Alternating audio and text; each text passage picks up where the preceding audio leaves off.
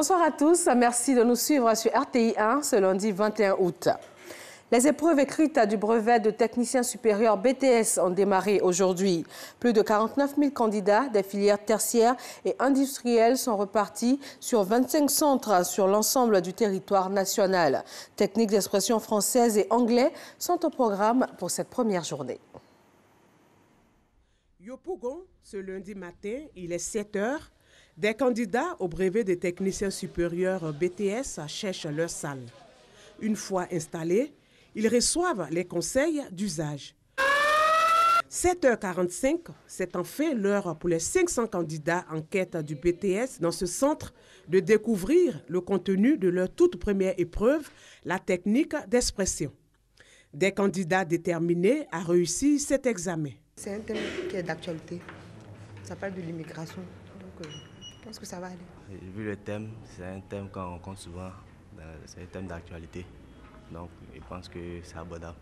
Pour s'enquérir du bon déroulement des examens, la ministre de l'Enseignement supérieur et de la Recherche scientifique a visité quelques centres. Je suis particulièrement heureuse du bon déroulement de cet examen, la discipline des étudiants et puis aussi l'engagement des enseignants et du personnel pour la réussite de l'examen. Et je voudrais aussi relever les innovations qui ont été apportées depuis l'édition 2016 et que nous avons vraiment améliorées. Il s'agit donc de l'anonymat avec les codes barres, donc il n'y a pas de nom inscrit. Donc même si on oubliait de coller, il n'y a pas de nom inscrit, on ne colle pas, donc il n'y a pas d'erreur. Et nous avons aussi l'identification biométrique qui permet de faire composer que les étudiants véritablement inscrits. Pour le BTS session 2017, ils sont plus de 49 000 candidats des filières industrielles et tertiaires qui composent dans 25 centres. Les responsables du centre estiment que tout se passe bien. Les épreuves ont été lancées, tous les contrôles, tout ce qui devait être fait pour que les épreuves aient lieu aujourd'hui est déjà en place. Il n'y a pas d'absence pour le moment observé. Les surveillants sont au nombre et ils sont déjà dans les salles avec les candidats. Débuté ce lundi, les épreuves écrites du BTS prendront fin le 26 août et les résultats sont attendus pour le 18 septembre prochain.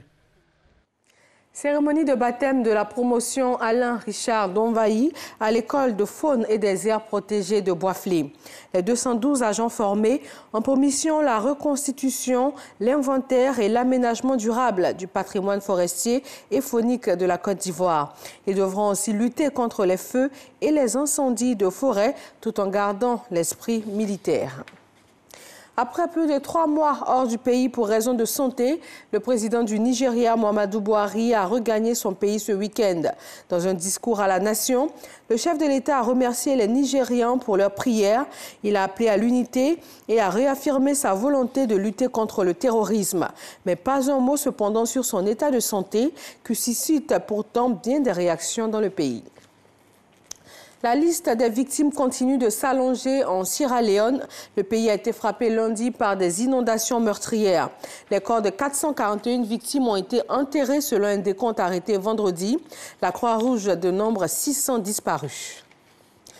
La police autonome de Catalogne en Espagne a confirmé ce lundi avoir tué le dernier membre encore en fuite de la cellule djihadiste responsable des attentats de la semaine dernière.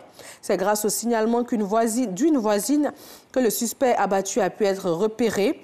Le jeune Marocain de 22 ans était probablement au volant de la camionnette qui a fait de nombreuses victimes sur la Ramblas au cœur de la capitale catalane. Ce lundi matin, un destroyer américain est entré en collision avec un pétrolier au large de Singapour. 10 marins américains sont portés disparus. Le 17 juin dernier, un accident du même type s'était produit au large de la vieille ville japonaise de Yokosuka. 7 marins avaient péri. Le président américain Donald Trump présente aujourd'hui sa stratégie sur l'Afghanistan. Au moment où se pose la question du niveau des troupes américaines présentes dans ce pays, l'armée américaine dispose d'environ 8 400 hommes en Afghanistan, soit bien moins que les 100 000 qu'elle comptait il y a encore 6 ans. La plupart d'entre eux sont chargés d'encadrer et d'entraîner les forces afghanes.